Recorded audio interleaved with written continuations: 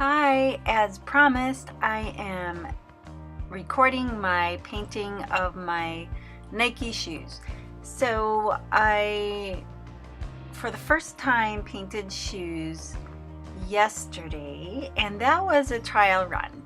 And all I did was a butterfly on each side, and then the back, little stripe, excuse me, on the heel.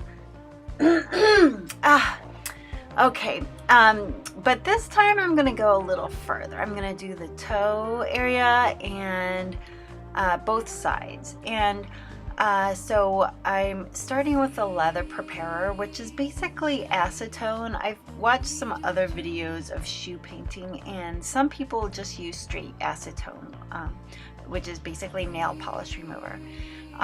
Now, a warning, if you use this stuff, it melted through my gloves. You're probably supposed to use a heavy-duty glove that's made for working with chemicals, just because of that reason. So I just quickly would put 2 or 3 pairs on and then change it as soon as before it could melt through, which is really sounds crazy, but yeah, these little thin latex gloves I'm wearing are just, or vinyl, they're not good enough.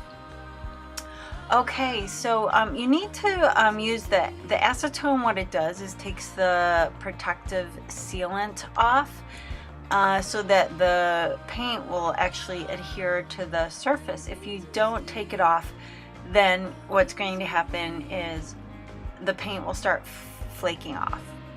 So you're just basically priming the surface that you're going to paint. So you don't, like, I'm not doing this swoosh because I don't want to paint over the swoosh. So just make sure you're only using the preparer, the deglazer, on the part of the shoe that you want to paint.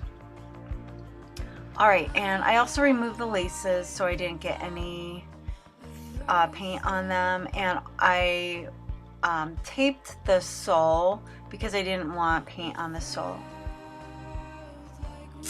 All right, and I'm just using a Copic marker to randomly, I'm putting some Cosmos, some from Get Me Not type blue flowers, and a couple roses. And then on the side, I put another kind of fiery red flower. I forget the name of it, but I saw it in a book on Virginia Woolf's garden, or her flower garden. So it is what inspired that. And this is honestly just completely freehand. I did not practice. I would suggest practicing. There's videos, tutorials on people that actually go into Photoshop and design their shoes so that you can be a little more prepared, but I'm just doing more of a random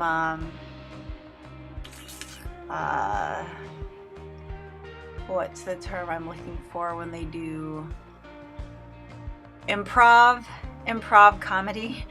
These are improv painting shoes. We're just gonna see where it takes me. And one of the challenges is going to be making the paints look natural, because a lot of these paints that the shoe company, or the paint company, Angelus makes are for more modern and contemporary designs and like graphic designs. So they're really bright neon type colors, and there's hardly any that are real organic looking. There's one I have which is an avocado.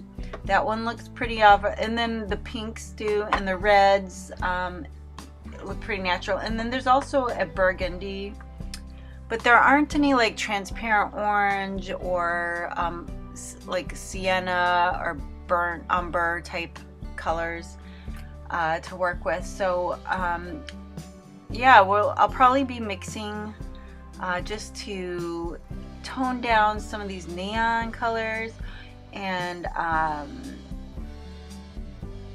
yeah, and also there's not that many dark colors, so you're gonna have to add black to a lot of the colors if you want to make them darker, which I did to my green so I could make a darker green leaf.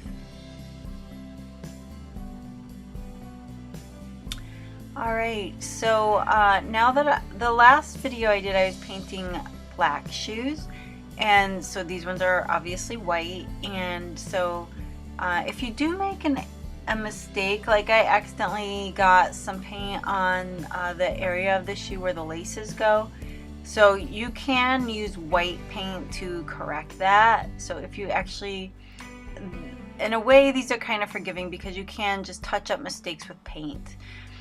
And also the way to paint these is in layers. You do like 4 to 6 layers of paint and let them dry or heat set between layers. And that way it's kind of like when, I don't know if that's men watching, but for women they would know, it's kind of like the way you paint your nails.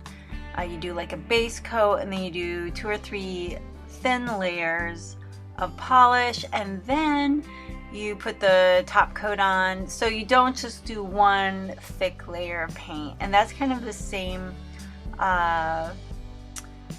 technique we use here, and that's so that it'll remain flexible, and also so that you won't have gloppy, runny, thick areas that don't dry or that are uneven.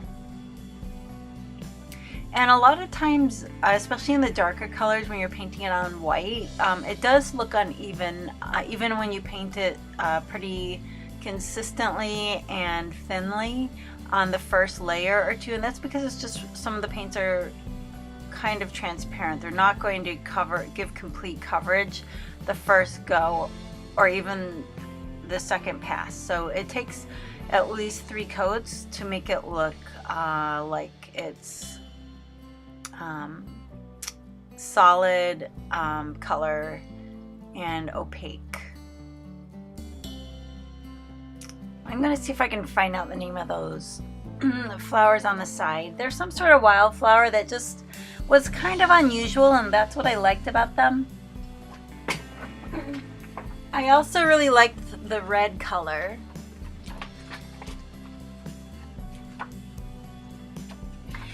If I did this again, I'd probably want to do some poppies.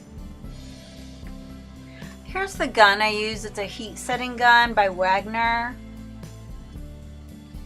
It's actually made for removing paint from walls, like melting latex paint, but it works really well for setting the paints.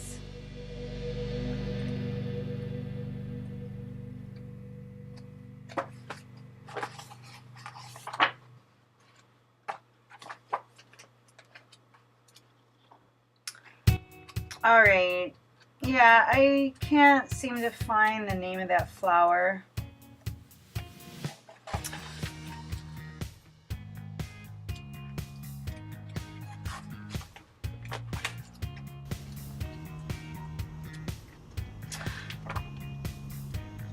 That's typical, right? When you're looking, you can't find it, and then I'll just probably open right up to it later.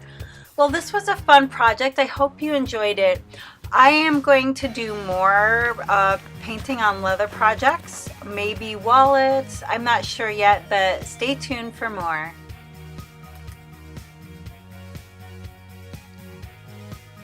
Subscribe if you like this video.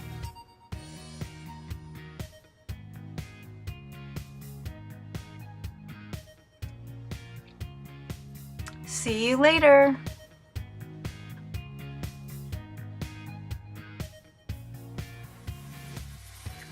Thanks for watching.